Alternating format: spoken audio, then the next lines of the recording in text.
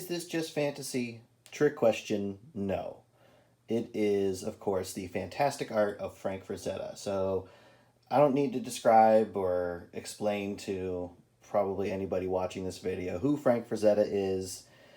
His name is synonymous with, I'd say, the fantasy genre, with Conan the Barbarian, with book cover design and art, just fantasy art as a whole. He was a supremely influential figure in 20th century, I'd say, like pop art, or fantasy art, or just art in general, because I feel like he had a very nice classical approach to painting and to design, but he brought an atmosphere to painting that was, I think, something that was unique to him. So this is a Bantam Books. I think it's from like 1975. It's a collection of them. This is book 1, and I have at least 3 other books at present that are, I think, in the same series. And so we're just going to kind of go through this and enjoy and examine some of Frank Frazetta's fantastic art. I'm going to start with the cover, just to get a sense of what we're going to probably be seeing more of in this book.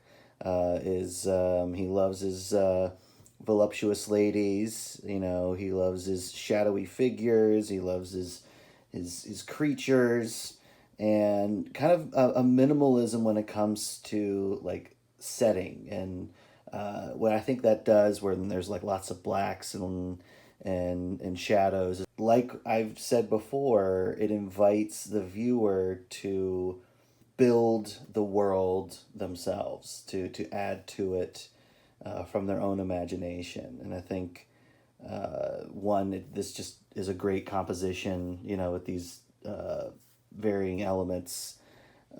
Just it makes it a nice image to look at. But I think alongside that, I think it's a great fantasy image because it just invites me to inquire as to like what the scene is and add more to it myself. So I think that's why he was such a good artist for, say, fantasy book covers, but also just why he was a great artist in general. And just a word to the wise, we are going to have some nudity in this collection. For those of you who know about Frank Frazetta, of course, that's going to be expected. But for those who don't, if that's something that you're not into or you are offended by, you've come to the wrong video. I just love this drawing. I love how loose it is. I love his use of like just letting the hoofs melt right into the base here, the grounding. He's doing just such a loose line work here, but yet I see like the rocks or the earth there. And his anatomy is always spot on. And again, like all these little loose lines that all feed into this drawing, and just how he's rendered the hair, how he's articulated like important points of musculature in both the horse and the rider. Lovely pen and ink work. At least I assume that's what this is. This doesn't look like pencil, but maybe it's been altered. But in any case, whatever medium this is just an example of how he was not just a great painter, but he was just also a great illustrator. We will be seeing some comic work in here of his.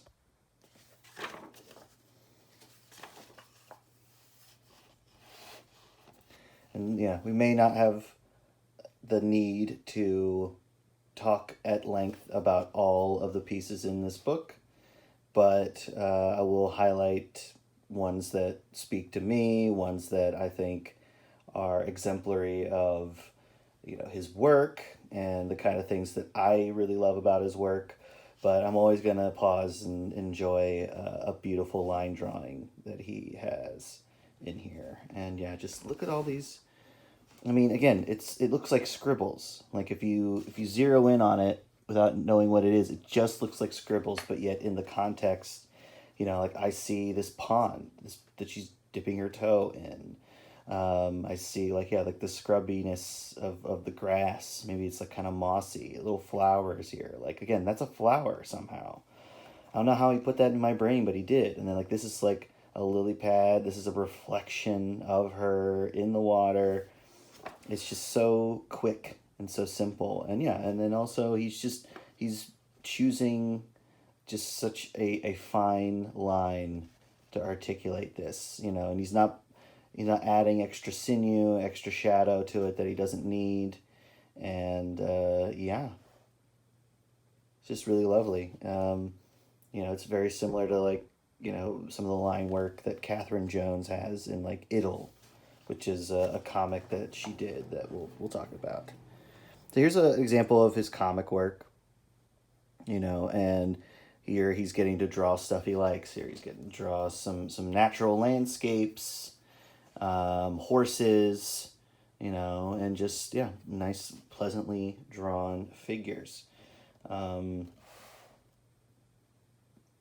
Yeah, and it's all really well done. Like, yeah, his comic work, he didn't do much, but what he did is, just great examples of comic art from the era. Like this is from 1954. And I gotta say, this looks so much different than a lot of the work that was out there in 1954. And so I feel like it would be something that I think a lot of people would be drawn to. Like, I love this little detail here of like the lily pads, like, kind of coming underneath or coming over top of this horse as it's in the water. Just, yeah, something that, like, because it could have just been nothing, but the fact that it's in there like that is, I think, really nice. Also, I love the little white cutting into the black here for this pond.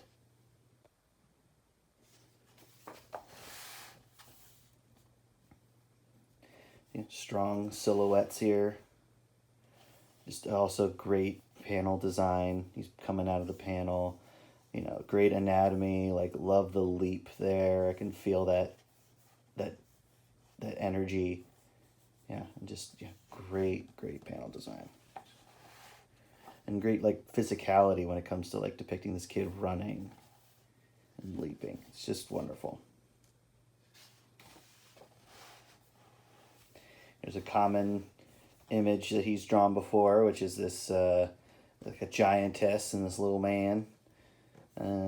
Yeah, I've seen multiple renditions of that. There's even like a couple of paintings that he did, or at least one that I can think of that's like kind of looks like it's pen and ink, or maybe it is just a painting, but well, we may come across it in this collection.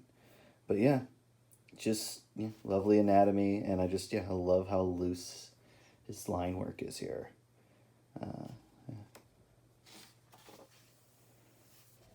Yeah, really great stuff here. And yeah, The Executioner is what this piece is called, from 1955. I'm getting definitely like a darker version of, say, Alex Raymond here, or maybe Hal Foster, more like. Hal Foster, famous for Prince Valiant. So this is like, what's happening on the other side of the, panel that you don't see, and something like that. But yeah, we got this kind of grotesque figure, and, this whole setup is something that is definitely present in a lot of old school, like, fantasy and pulp fantasy stories. There's sadly a lot of captivity narratives, and just casual use of, like, slavery and things like that, and that's something that is a part of the genre that it doesn't appeal to me. It's actually something that is a bit of a drag when I read like old comics or old books that just kind of throw that stuff in there without really any kind of critique of it, or rather, nobody in the story working against those structures. They're simply just like, that's the way it is. This is, we're working with this slave trader or whatever, and or this quirky character. It's like, I don't know. Yeah. In the modern world, in the modern times, it's hard to come at stories like that without that kind of criticism of it. But it's something that I do understand is like product of the times, and for better or worse. And I think in many cases, in most cases, in just about all cases, it's for the worse. But as far as this image goes, I really love the line work. I love these wispy lines here, that transfer from all the way from over here all the way there, and then like break up here, and we have this shadowy mystical figure probably right back here. Love these skulls hanging. It just, it's ominous. And again, it's called the Executioner, so it looks like, and the fact that both these figures have like these really strong dark elements, I feel like they're connected. Like, she's up for execution. He's got this big old axe here. Yeah, just love his line work. And even, yeah, like these cross hatching lines here, like that's cross hatching that I use, like that kind of back and forth. It's technically, I guess it's just hatching because they don't crisscross over each other. So like, that kind of hatch is something that I do. I mostly learned it from the likes of Bernie Wrightson, but definitely also Frazetta here. And yeah, I love this kind of like spider webby thing. This little guy here, he's great. But it's also something where it's like, he can either be an actual creature or part of the structure. I'm gonna say it's an actual creature sitting on there, and it's his little totem. But yeah, just such a great illustration. And again, in a single image, we're getting the meat of a great story, or an interesting story, an interesting dynamic. And frankly, when I look at something like this, I'm like, I want to see her outfox all these folks and get out of there. And so that's what I hope out of this. But I guess that's me. I'm a positive, hopeful person. Yeah, so lots of Stone Age art, and just I gotta talk about this fantastic image, fantastic line work. First of all, like all of these expressive lines in here. I love the articulation of his hair, but it's a group of Smilodons attacking a woolly mammoth. And I just love that this woolly mammoth is not going down without a fight. Look at this thing getting like launched off of there. It's it's just, what an incredible image. So dynamic, great composition, and yeah, like just these luscious lines. God, I love it. So exciting.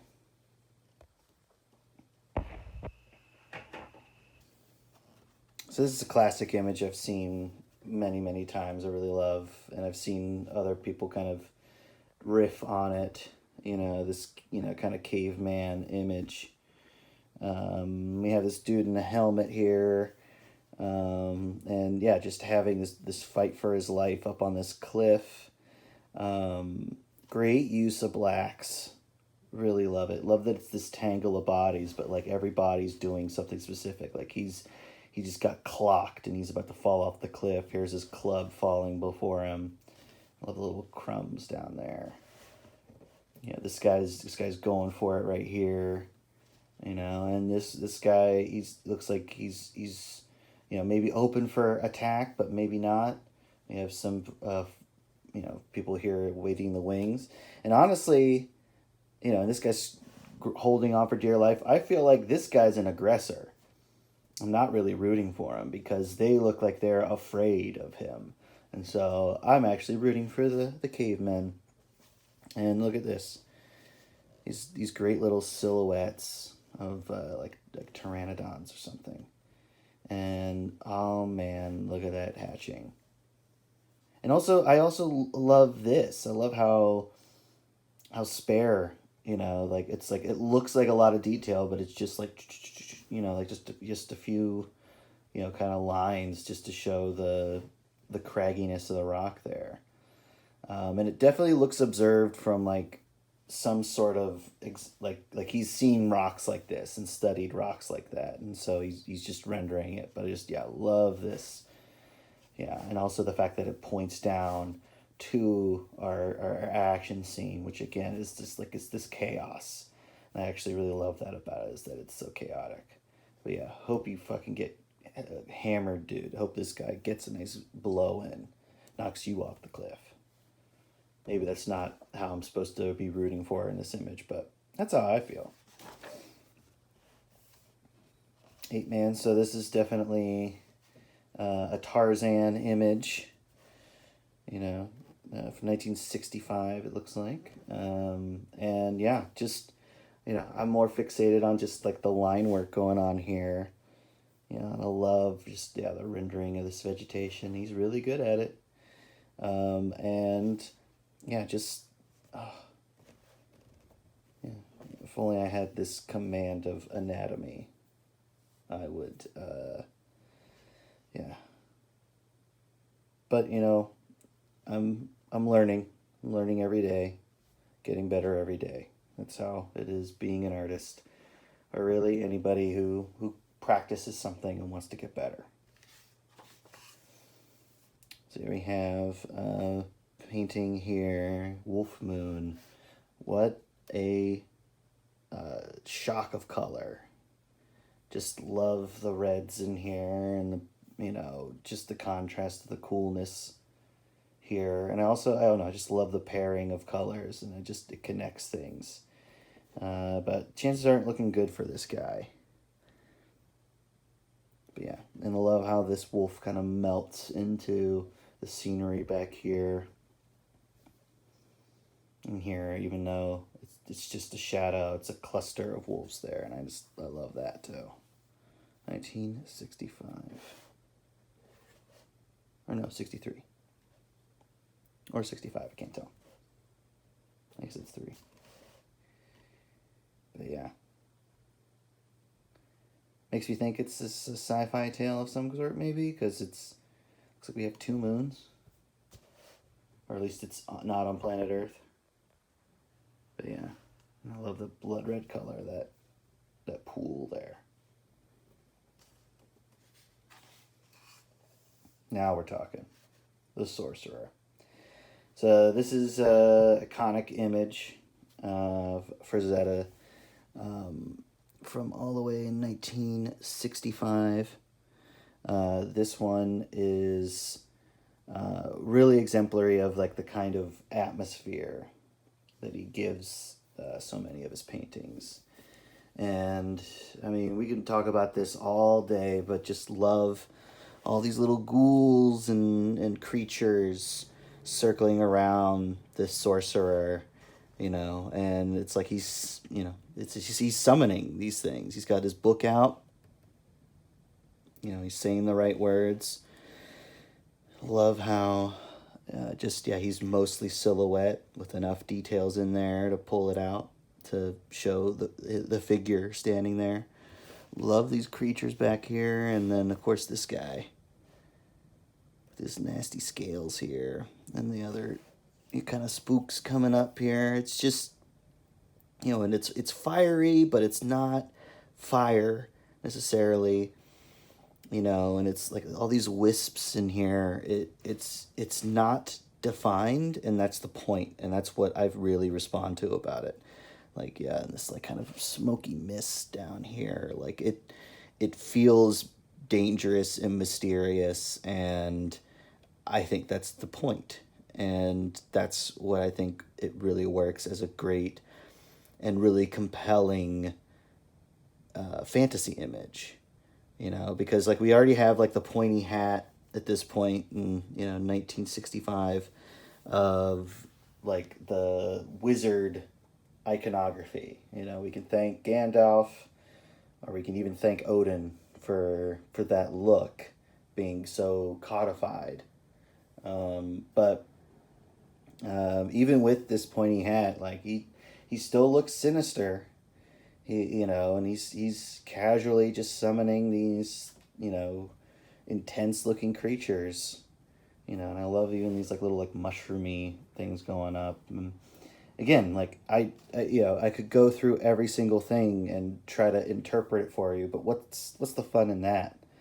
The whole point is that, art is you bring something of yourself to it. And that's what's also great about fantasy, is that it most often, and when I think it really succeeds, is that it asks and invites you to bring something of yourself to it. Great, just ahead of spooky season, we got a Wolfman here. And what a great Wolfman it is. You'll always I will always love a great werewolf image, and such a great inventive anatomy for this thing. It's again bulky. It's still human, but it's in intense proportions. Love how dark the shadows get. Love the highlights of this golden moon. This awesome spooky castle. Big old bats. And this guy who's just walked on the wrong part of the road, and we can get a hint of what's going to happen to him.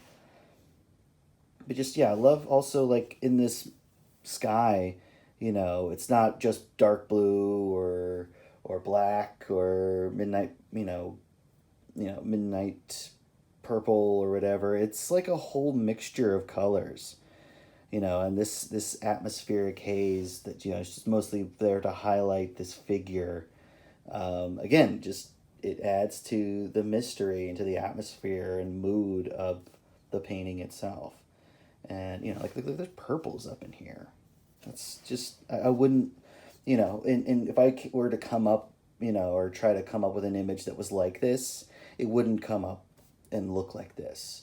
It would look like something else. It would look like something I would come up with, but it just shows that his work as a painter is not just about great figure work and setting and composition, but color. He really uses color well in interesting ways. Because there's lots of browns in here, and yet it's not a dull painting for it. It's great as a contrast for these bright colors going on in here. Some great Neanderthals. I love when the shadows aren't quite black and fade in. That's a great, feeling as a painting. When you don't have quite black shadows, but yet it still reads as a shadow. It's really lovely.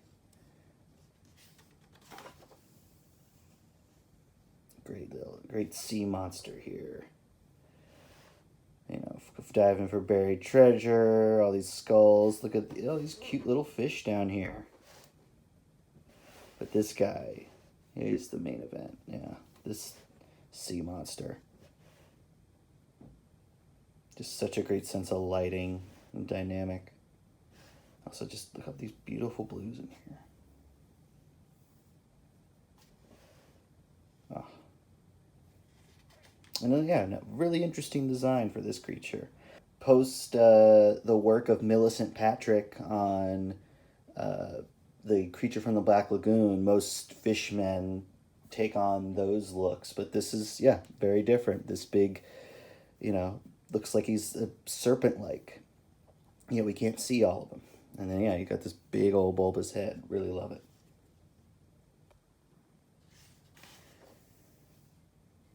This one's called Spider-Man, but I don't see Steve Ditko's influence on this. This really awesome, intense, nasty image of this guy killing a giant spider. But the things that I'm drawn to about this painting are I just love the physicality, the desperation, this gooey looking blood. I love this big green spot here.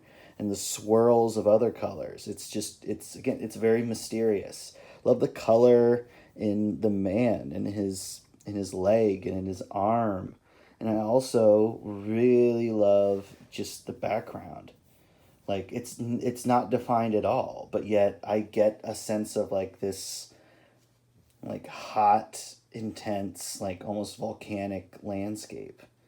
But yeah, it also isn't really anything, and I think that's I just love it, you know, from like even an abstract point of view, and I think that's something that was a really big strength of Frazetta's was, you know, his kind of embracing of some abstraction that was going on in art at the time. I feel like there was a willingness to, like, all right, I'm just gonna show some paint strokes and some color back there because the focal point is the focal point.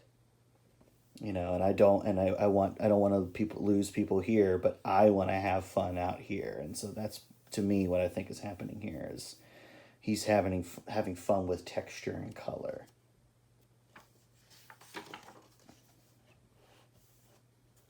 Wolfpack here. That's what this is what's called. And just yeah, another great use of color. These golden skies into these, you know, like, and then they're not particularly dark, but these kind of like purpley blue, you know, tree line back here.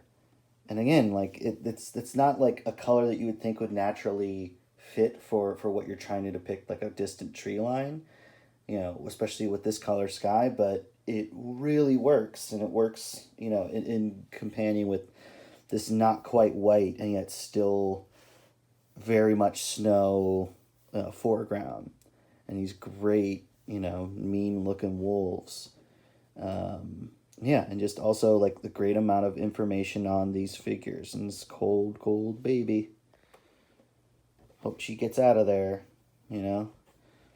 But yeah, just such a great, yeah, great painting. So much drama in a single image. So we have Green Death. So this, you know, life and death struggle with this giant snake with a tiny head, and this dude, and you know, we have this poor lady's having a bad day back here. This fucking creep, like a skull face, is lurking in the back. This cool like sculpture with like this fire thing in its lap. Like just enough details to make it like an exciting, interesting, like dramatic moment with specifics enough to like start crafting the story of it, but also leaving plenty of like just room to play in color and texture that just kind of adds to the feel of this place. Like, you know, the fact that there's kind of a shine here makes me think it's a very shiny floor. It could potentially be gold because it is kind of gold colored, you know. So like it, and yeah, this looks gold colored, but yet it's not being so specific that I can't bring something of myself to it. And I think that's what really is the strength of Frazetta as a painter.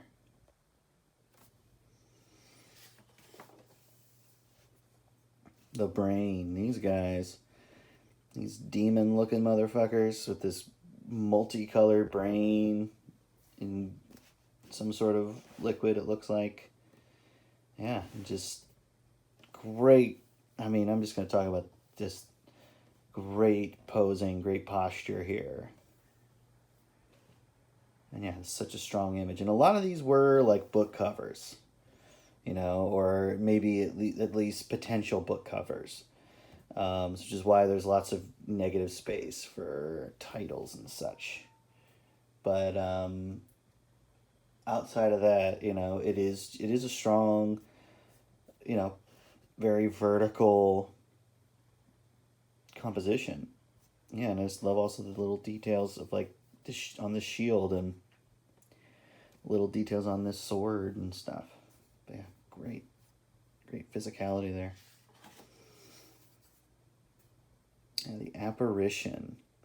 So really cool. I mean, all of it's really cool. But yeah, look at all this atmosphere. I want to keep using that word in here, where we have, you know, like sort of a grounding here. and some rocks, really well rendered horse and warrior here. And I gotta say, he's always prepared to have his warriors be like just in the buff, which I'm here for. Go for it. Let these guys just let it all hang out. It's intense, it's scary. But then I love just the hint of this, kind of greenish glow back here, for this figure, and I love this. Yeah, it's this long piece of or large piece of fabric turns into smoke, and yeah, this kind of eerie looking figure, and yeah, with this adjoining beast here, it's just it invites me to come up with so many interesting ideas of what's happening here, and yeah, it's I want to write a short story now just off of this image. In fact, I could write a short story off of any of his images. And that's the power of the single image. And here we have a classic barbarian image, and what, I feel like may consider to be Conan. I don't know even if it is. I feel like it was used for a Conan cover, and might be able to call this one Conan. But yeah, look at this cool ass, girdle he's got on. He's got his sword. And he's just bring it. This intense horse, all this crazy shit happening in the sky, and then it's an army back here. And this fucking skeleton, I'm guessing, is armed with that sword, and he's battling possibly this undead army, maybe. I don't know. It's, again, the details don't matter. The what it's specifically for even may not even matter, because it is incredibly evocative image, and it's just also the anatomy of all these figures is perfect. I've never seen so many well articulated backs than I have in looking at Frazetta's work. And I feel like there was some sort of, I think that at the time I've heard about it, there was I don't know if it was a specific rule or maybe an unwritten rule about there being you couldn't put a figure's back too prominent on a book cover. It was no, you want to see the front of the character and this and that. And I feel like Frazetta at a certain point just broke that rule blatantly by drawing the best back a person had ever seen, and so now the back of a figure is perfectly acceptable.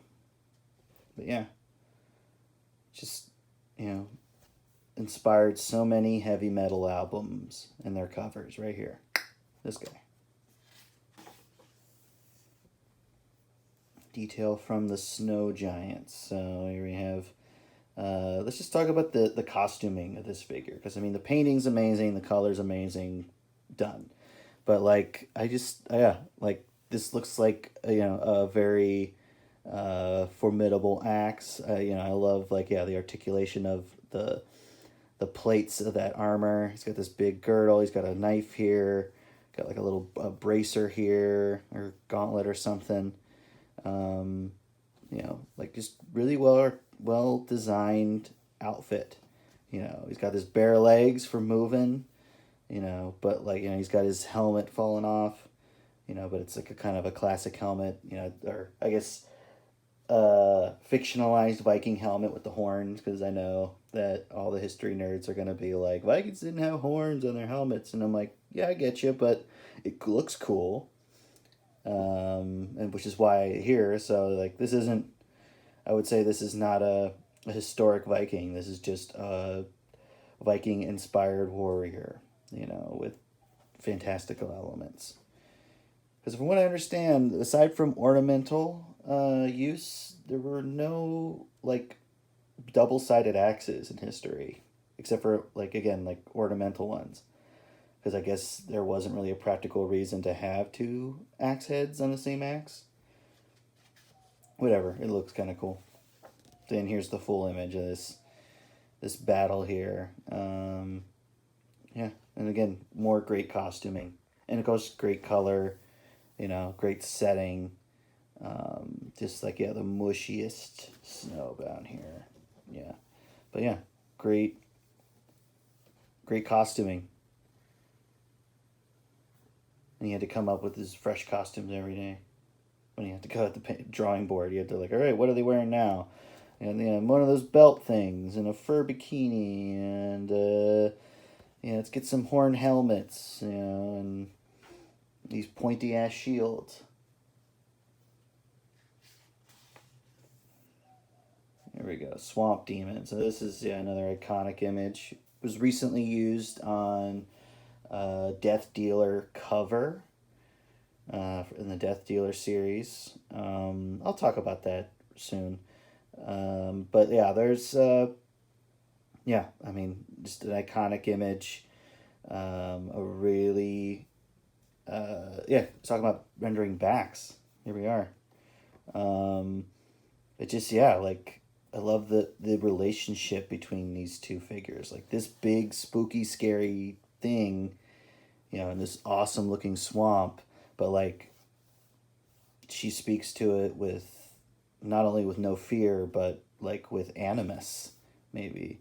And this snake snaking around her, like it's just such an awesome image. And like this figure, she seems like powerful even in the face of something gigantic. Like it's like this thing is focused entirely on her, which gives her the power in this dynamic. And I think that is just it's such a cool image. And it's like, again, it makes me want to know, who is she and like why is she summoning this thing.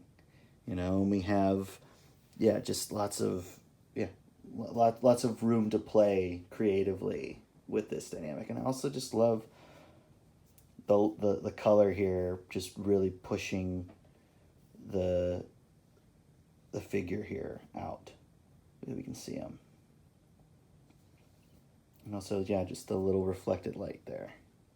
It's just delicate enough. And just the one eye coming through. What?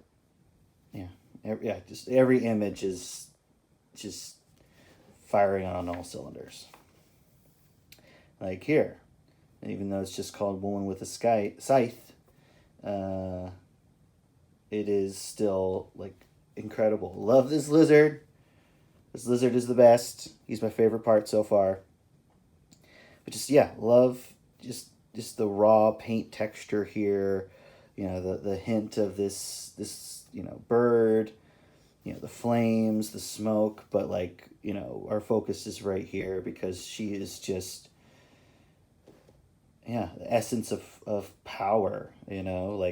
This big this bloody scythe in her hand. Like the power posture, this dramatic cloak, even like the dramatic shadows on her face. It's just this is a very powerful image.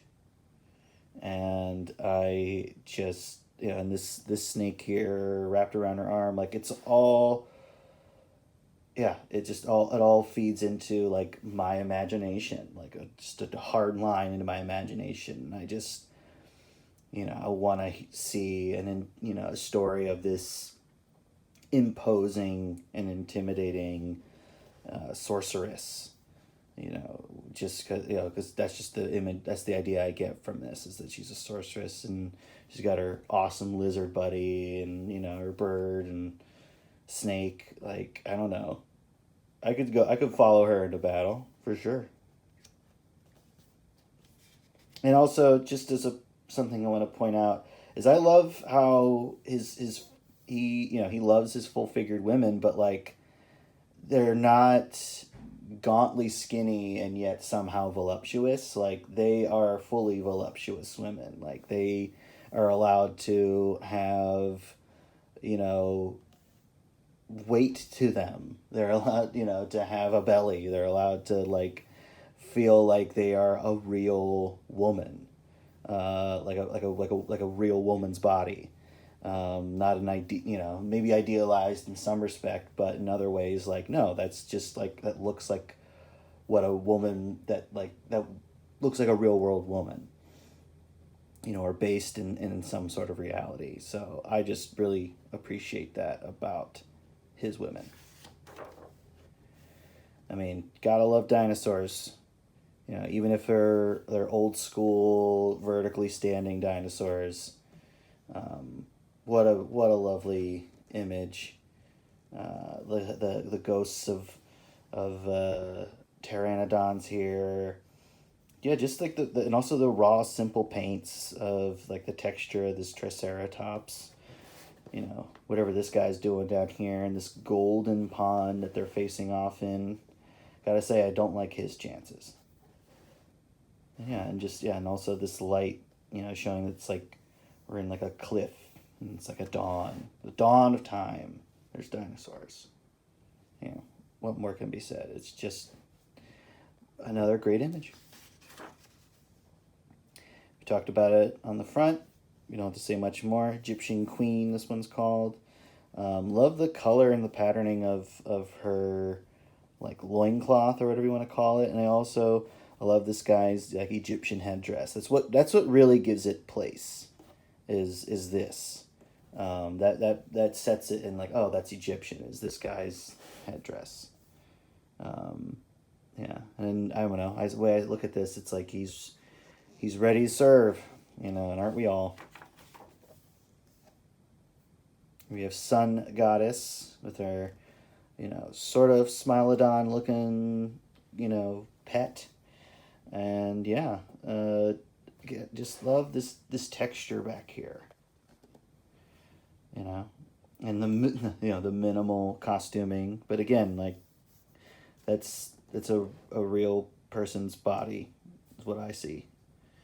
Yeah, and just again, I could go on and on about all these images, but eventually, we got to make our way through. And, this one's called Atlantis, and I love just the split between like the reflection in this smooth water and the figure here. I love how the leg of this armored statue kind of fades into the shadow of the shield.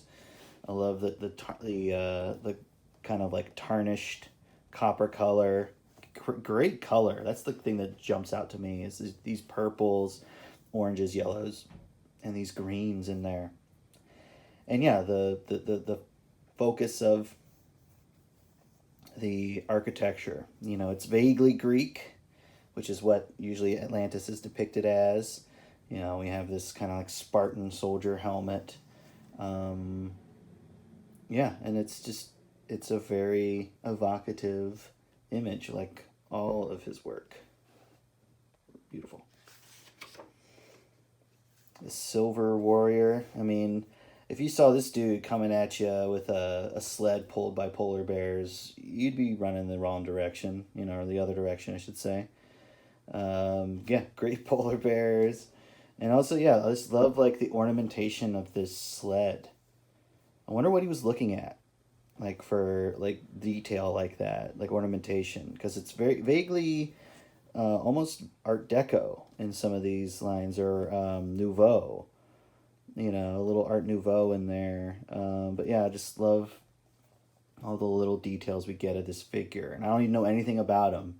If I see he's pulled by a team of 4 polar bears, I mean he's important. He's not to be fucked with, that's for sure.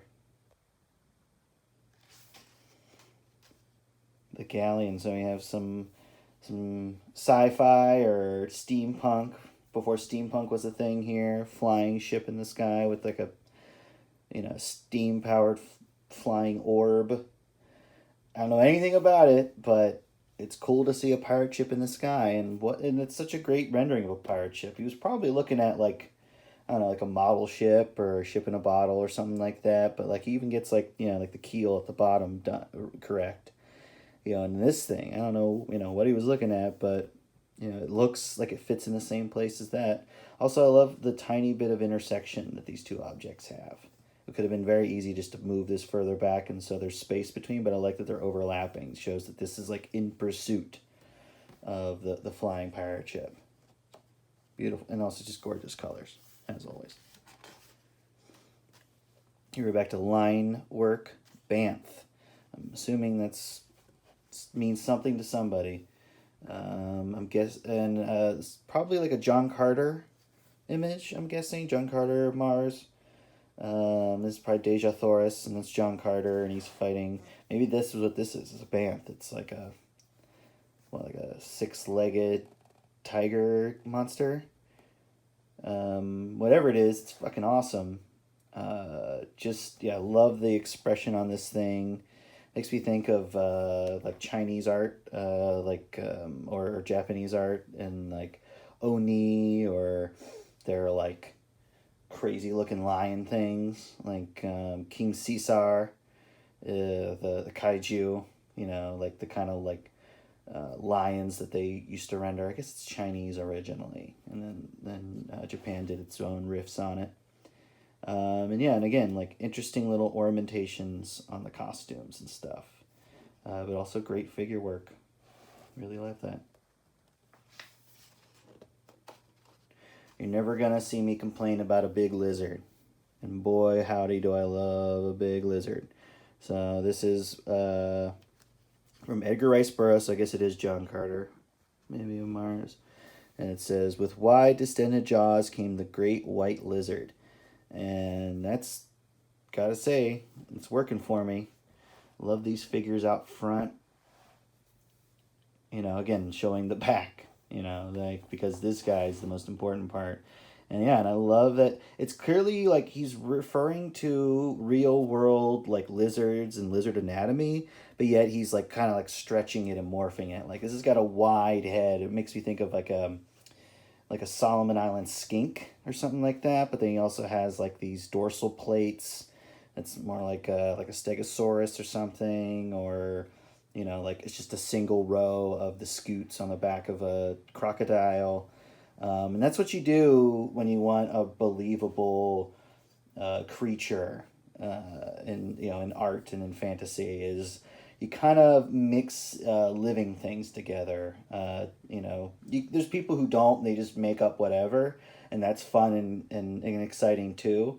But I feel like you can be very successful in coming up with a believable creature if you are mixing things that are on planet Earth just because they feel familiar enough to where like, oh, I believe that. And I love this mossy, craggy log.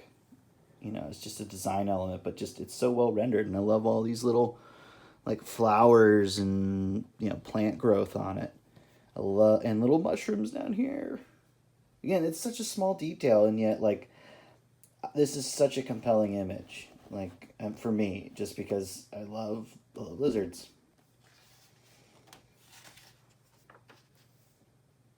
Another John Carter image, I think.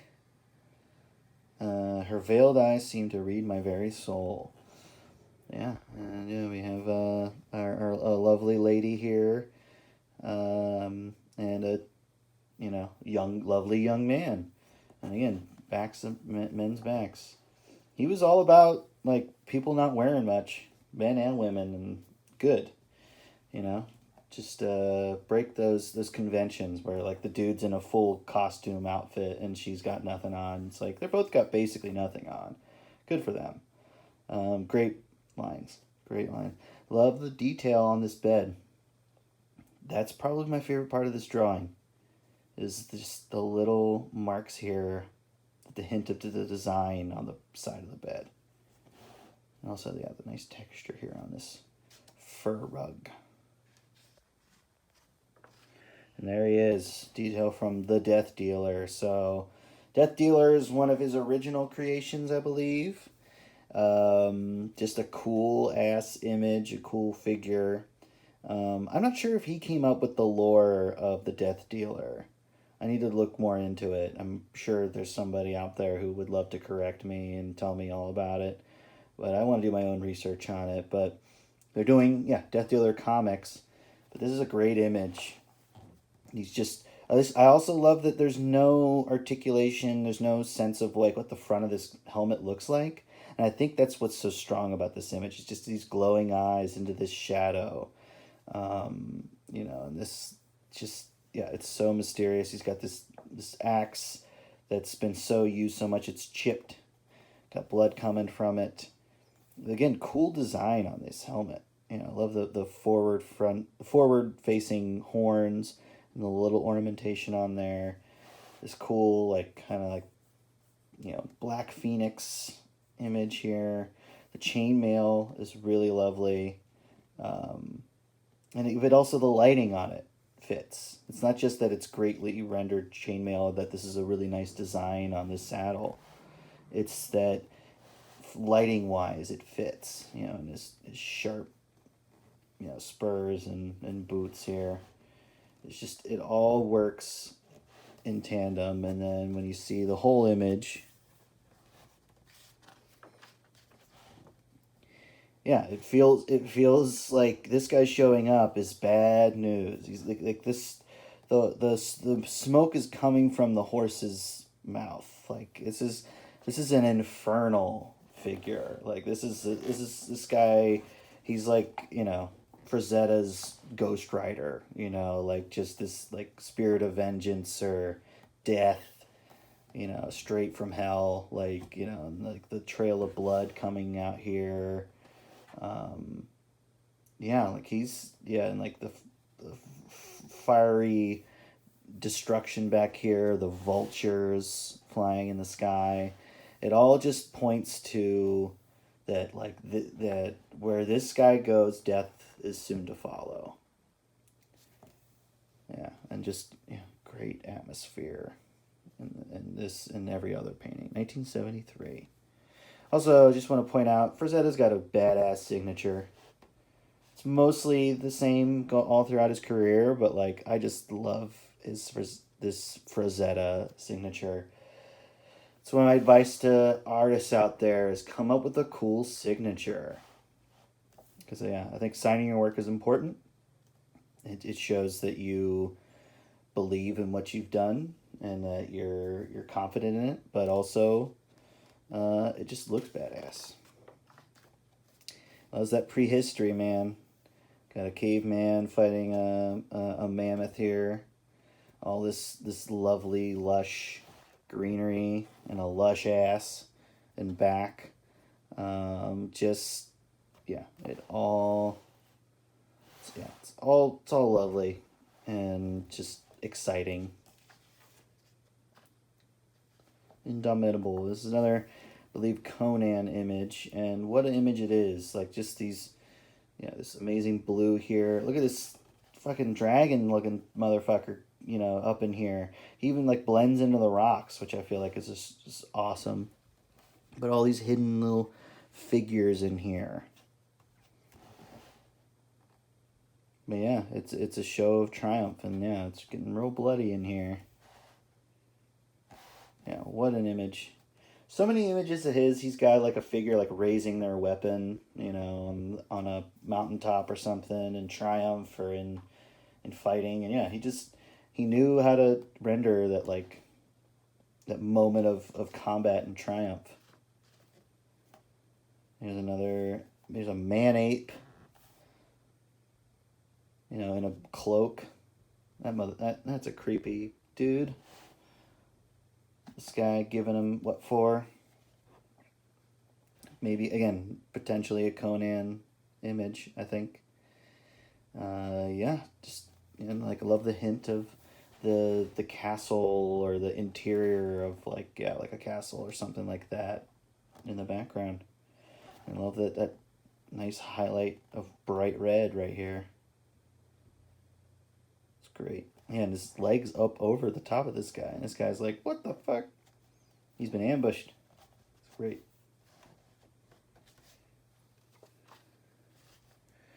At the Earth's core. See, I've seen this movie. It's not nearly as cool as this.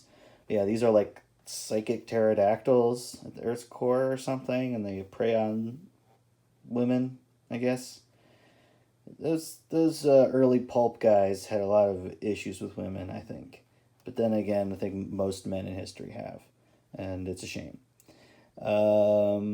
That's putting it mildly. um, but just another great composition, another great back, and yeah, just great figure work, great color, all of it. Got to be gentle with this book because it is falling apart. Ah, here we go. Image of Middle Earth. This is, yeah, I'm guessing it's The Hobbit. It's either The Hobbit or it's Lord of the Rings. In either case, it's a wolf. I'm guessing it's The Hobbit. Maybe a scene, after they go through the Misty Mountains, and Bilbo has Sting. But I mean, the real show here is this log and these big old mushrooms. And the little frog here doesn't give a fuck about the drama happening here. These great, mushrooms and all this undergrowth. Great use of shadow throughout, connecting through the log our hero and our villain here of this piece. And I also love this little butterfly here going on. This wolf with this long ass tongue sticking out and this kind of like evil smile going on. Just beautiful brushwork, but also it's great to see just a different look at Middle Earth done by a different artist. So like, yeah, we've seen Alan Lee render The Hobbit, and this is Frank Frazetta, and they're both kind of drawn from the same pool, because things hadn't been kind of codified yet. But I love seeing another artist's like rendition of like such a great character, and just it's such a great image. I love all these little mushrooms. I'd love to have this on my wall. There's a big old bear. That's a motherfucker of a bear. I love all this like these like what pots and pans and shit. The bear's chained up. That bear's pissed off. I hope he gets free and mauls all the motherfuckers that chained him up. But yeah, such a great expression on that bear. Really love that. So I love the angles of this bear and his back and everything. Just I love the quality of the painting. Expression.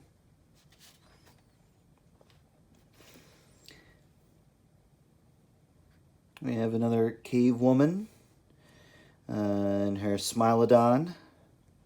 And I love the negative space. That's probably the biggest. I mean, I love all the like these the mossy roots coming up here, and I love like the roots coming down here. But just that negative space that in the white there is powerful in isolating and featuring this woman armed with a big old spear and her Smilodon companion. It's like, that's it's a beautiful image, but it's also like don't fuck with them. Here we go. This is I think it's definitely a Conan image, and we have this gigantic python that if I'm going to do it for other artists, I'm going to do it for the big Frank Frazetta. And I know that this is like monster snake, not like a real world snake. But a python, say like this, because it's definitely a python, the shape of the head and everything, and it's a constrictor. They don't have fangs like this, and in fact, it would have to be like a giant like rattlesnake, because only pit vipers have the forward facing fangs. Like cobras, for instance, don't have big fangs like that, and I'm sure we're gonna get a cobra or two that have forward facing fangs. It's a nerd thing because I'm a big into snakes, and I know that, but just pointing it out, But again, it's a fantasy snake, so it's allowed having whatever fucking fangs it wants. Another great back featured here. You know, this chained up, I'm going to just say it's Conan. Is threatened by this thing. I love that it's coming through his legs. Yeah, that's such a great choice. All these skeletons and stuff, and these fucking ghouly motherfuckers. Look at this. This guy. These guys, you know, they're just waiting for him to go. And I just also love they're so shrouded in mystery. Like, we have to bring a lot of what we think they look like to it. And again, bravo, Mr. Frazetta, for allowing me to bring some of myself to it. This is it. This is the iconic one. The iconic Conan the Barbarian image. This is basically, you know, from which all others come. Got his tooth necklace. You know, got his grizzled face. You know, like, you know, his haircut. Those sinewy arms. You know, veiny arms. You know, his daggers, swords. His big old sword. This is just a sword, everybody. It's not a penis. You know, you guys have a lovely lady holding tight to him. I feel like that's probably I mean, you're the baddest motherfucker around here. I don't want to, you know, I probably safer with you than anybody. And then, you know, big old, you know, and then just weapons and corpses and skulls. You know, and it's just, yeah, and like flames back there, you know, the hint of skulls and magic and sorcery, and it's just, it's a great image, but also, like, I understand why this is so influential on, like, this is what the character looks like, this is who it is, you know, you can see, you know, I can see where John Buscema looked at this, you know, or saw this, and was like, all right, I'm riffing off of this, okay, I gotcha.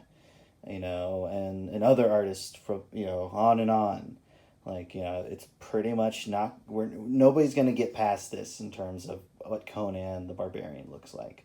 Nobody, because like even because again, Buscema's super definitive on the look of the character, and yet he's still riffing off of this, you know, and so I think that bravo, Frank Frazetta. Yeah, there he is. I just love, look at the greens in the skin, man. There's greens in there. You know, and look at all the detail on, like, the daggers and stuff. Great costume design, prop design. You know, he's got earrings and shit. You know, there's like a little bird skull on his neck. Love it. And the last piece in this one is the Sea Witch, which I love this horizontal. That's nice, and they got this, you know, sea lizard or something. She looks like she's got like a serpent's tail. You know, it's kind of, again, not particular, but yeah, just what a lovely, and yeah, what a way to end it. End this book is just, yeah, on this dramatic image and just such wonderfully rendered water. I really love that. You know, and I love the hint of like a sea serpent's tail like coming through here. Maybe this guy, I don't know, you know, or somebody else. But yeah, I love this. Yeah, I love it. She's got snakes on her and stuff. Wonderful. So that is Mr. Frank Frazetta here. This is the art and illustration of Frank Frazetta. And this is just volume 1. I have other volumes we're going to go through, but just, yeah, a run through some of the amazing work that he had done and that we are still looking back at and referencing when we make fantasy art today. Although very unlike his work, I have my own work to push here. So I have my comic Side Questers, which is a fantasy book about, you know, a warrior who becomes best friends with the big lizard man. And some witchcraft books that fit in the same universe. All of them are available to read on Global Comics, but you can also buy physical copies of them on my website. This collects the first 8 issues of the story, which is a complete narrative of its own. And these are just short stories that have, magic and violence and stuff in them. And then this is for more traditional comic book people. This is 3-Panel Origin, which is my comedy superhero series. New comics every Thursday. This collects the first 3 years. The art is all refurbished and nice. And this is short stories with those characters. But all in all, just want to thank the great Frank Frazetta for a lifetime of amazing work.